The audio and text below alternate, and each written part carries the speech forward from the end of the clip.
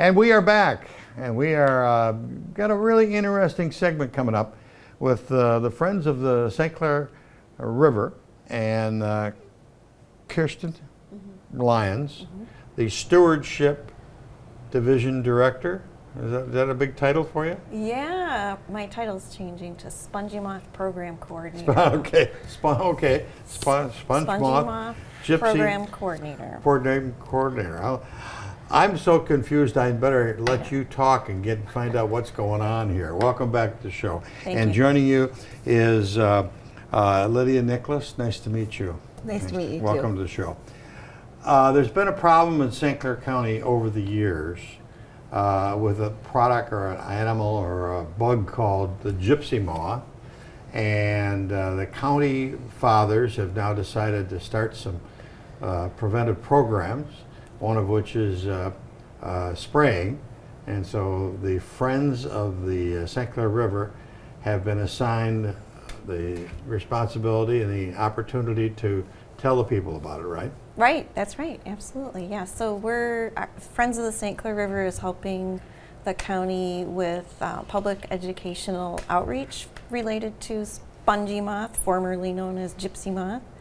And we've done quite a bit of data collection and field work, and now we're gearing up for an aerial spray program. Well, let's start with why did the name change? Why did it go from gypsy moth to spongy moth? Yeah, do you want to talk about that? Yeah, so as our culture is progressing, we're trying to move away from common names that may have a slur, an offensive word, and so I hadn't even thought of that part of it. Yeah, and so it was just a respectful thing, to do. So we're moving towards spongy moth. Did that happen nationwide or only in St. Clair County? It is a nationwide thing, sponsored by the Entomological Society of America. Wow, pretty cool. Okay, all right. So go ahead. So how do they come around, or how do they? Yeah, so we lucked out in St. Clair County. We haven't had an outbreak of spongy moth in about 20 years. And I was trained 20 years ago to manage a gypsy moth or spongy moth suppression program. But then the program just sort of disbanded after the last outbreak collapsed naturally. Right. And then, lo and behold, 2021, woo, big time spongy moth issues. So what does the spongy moth do to foliage? They eat foliage. So what happens is the adult moths lay their eggs in late summer, early fall. And then those we call them egg masses because they lay them in big groups. So those egg masses will sit there through the whole fall, over the winter, and they won't hatch until the following late spring. So late April, early May, they hatch out of those egg masses. They're little teeny tiny, 1/4 inch long, hairy caterpillars, and they'll just sit there on the egg masses. Cute little guys. Yeah, they're cute little guys when they're this big. But when they get bigger and bigger and bigger, they can consume more and more foliage. They especially love oaks. But as they get bigger, they'll wait for conditions to be right. They'll start to ascend, climb up the trees, and go up into the canopy and feed overnight, all night. And so they can destroy the foliage on a tree one night? Well, it takes they feed for about 2 months from the time they hatch until the time they go into their cocoon to turn into adults and start the cycle over again. But during that time, one caterpillar can get up to 3 inches long, and that caterpillar can eat up to a square yard of foliage. Wow. So you multiply that times thousands, hundreds of thousands, millions or billions of caterpillars, you got a big problem. Wow. Amazing, absolutely amazing. So you're going to have some seminars or public hearings throughout the county coming up, but I've already heard some questions from people. You're going to spray, and that's basically what we're going to be talking about. Yeah, that's what the programs next week, starting next week, will be focused on, is how the spray program works. and there are some concerns. Can I have my kids out in the yard, or what's going to happen to my dog or my pets? Talk to me about that. Yeah, so the product that will be sprayed from the airplane will be BT is the short name for it. It's Bacillus thuringiensis. It's a naturally occurring soil-dwelling bacteria. It's already in the environment all around us. It's just that manufacturers have figured out how to produce it in large quantities and spray it from an airplane. So the product is, it's considered a biological control. And it is a product that is used in certified organic food production. It's been used for decades in gypsy moth management or spongy moth management. And it is considered very safe and very effective. And it's very rare that you get a pesticide that's that safe and that effective. You may see the plane coming around and spraying fields and spraying areas in Mostly the they're city. spraying trees. Trees? For the most part, they're spraying trees. So Okay.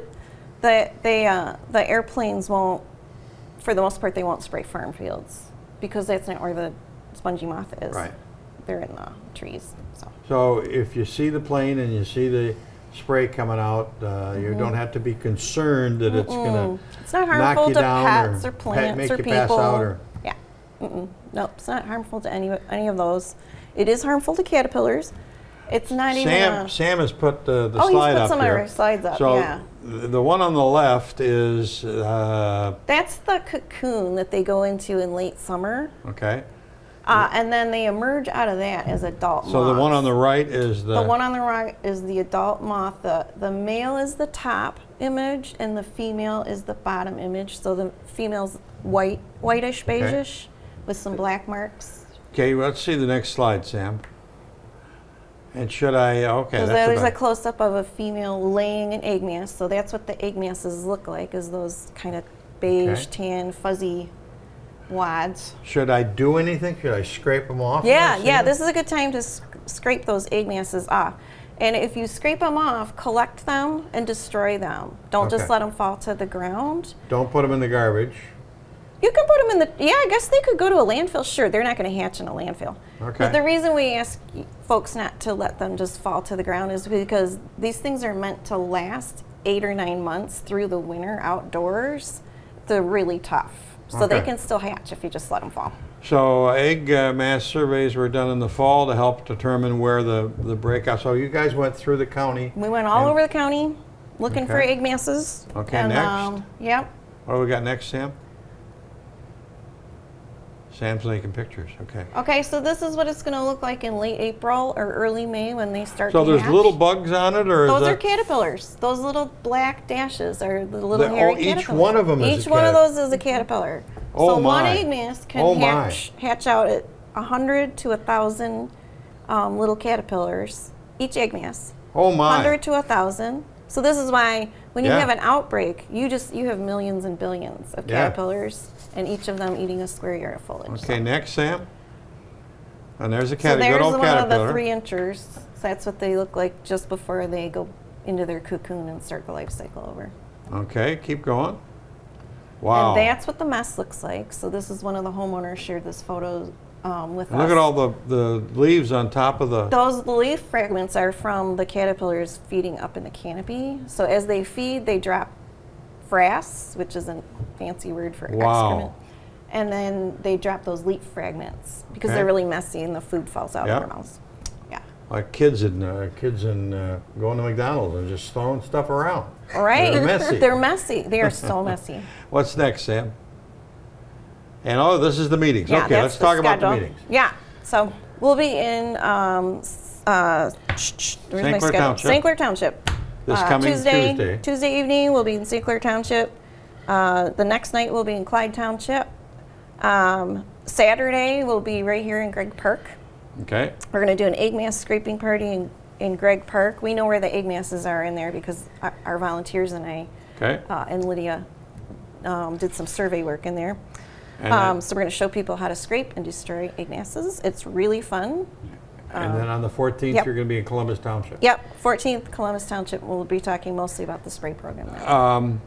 Okay, but so it's okay for people to go out and look for them, and if they see them, to scrape them off, save them, put them in a bag. Yeah. Now, one thing about that is wear gloves, so they're fuzzy, right? Yep. And you probably noticed the caterpillars are hairy. Yeah. So all the hair and the fuzz can cause an allergic reaction. People who Okay. are sensitive, and you never know until you actually come in contact with it, and then break out, or it can be very painful and itchy. So This is totally different kind of work for Friends of the St. Clair River.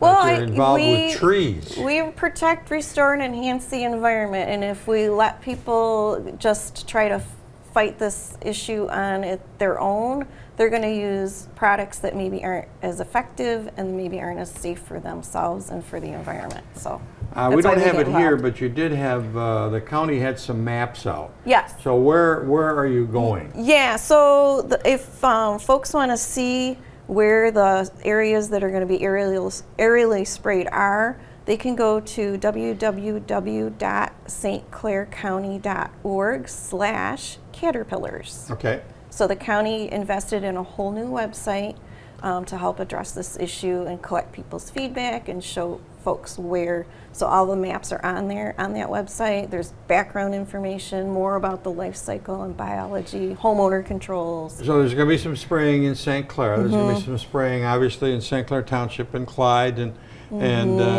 Columbus Townships. Other spaces, other areas There are around? 17 different municipalities. Oh. So this outbreak was very large and very widely distributed across our county. Clyde got hit the hardest of any area, but we picked the communities that we're going to because they were also hit pretty hard. So. So is this happening other places in Michigan? Yeah, it was kind of a rough year. 2021 was a rough year for spongy moth issues, so especially northern lower peninsula was hit really hard. Traverse City areas and Yeah, from there all the Alpena. way, west to east, the whole northern lower peninsula was really hit we hard. need those leaves for fall color. Well, we do, yeah. So we're trying to protect people's quality of life and trying to prevent the indiscriminate use of chemical insecticides and things by helping to coordinate this program. So. Pretty exciting stuff.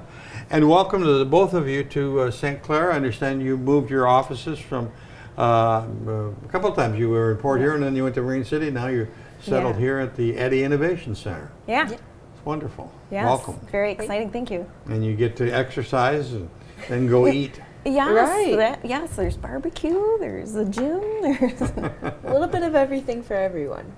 So have we missed anything? Have we missed anything, Lydia? I don't think so. Well, let's go through the dates again. The first meeting is right around the corner on April the 5th. Tuesday, April 5th. St. Clair Township Hall. St. Clair Township Hall. Wednesday, April 6th, Clyde Township Hall. Saturday the 9th, Gregg Park. That'll be all outdoors, dress appropriately. Thursday, April 14th, Columbus Township Hall. And you don't have to be a resident of any You of don't those. have to be a resident of any of those Just come communities. to whatever meeting Yeah, it is doesn't matter convenient where for you you. live. Yep. You're doing great work, ladies. Thank great you. work. Thank you. Keeping our community beautiful. Thank you. Thanks much. And the river's always great, looking beautiful. We just put these pictures back up of the spring pictures, I and was like, they're whoa, the pretty close to our color of the river looks so beautiful. Yeah. I'd love to put them back up. We Yeah, had right. ice in the last one. Yeah. That's about it for this edition of the Focus program. Thanks very much for tuning in. Till next time, I'm Paul Dingeman. See you soon. Thanks for watching Focus with Paul Dingeman. Focus is produced at the CTV Community Television Studios in St. Clair. For over 20 years, CTV has captured the moments that matter to our community.